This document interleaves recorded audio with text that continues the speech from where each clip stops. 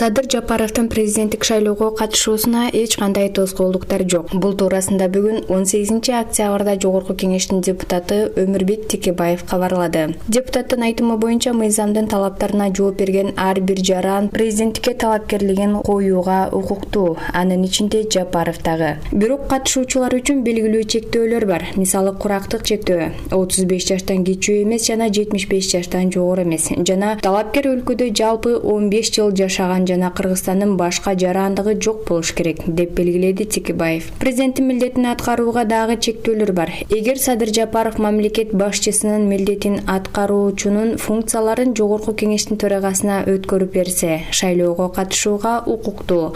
Жана ошондой эле шайлоо учурунда премьер-министрдин милдетин убактылуу токтотушу керек. Буга кошо бул чектөөлөр шайлоонун таза өтүшүн, шайлоонун бардык катышуучулары үчүн бирдей шарттарды түзүүнү жана адамдардын аларга болгон ишенимин жогорулатуу максатында иштелип чыккан. Бул чектөөлөрдү адамзат эч жактан бери ойлоп тапкан. Алар Садыр Жапаровдун талапкерлери үчүн ойлоп табылган эмес деген кошумчалады Текебаев. Менин оюмча, ал шайлоого ишеним арткан адамдарга өзү кызыктар болушу керек. Чындыгында адилетсиз өткөн парламенттик шайлоонун айынан 5 октябрдагы окуялар болуп өттү, дейт Текебаев.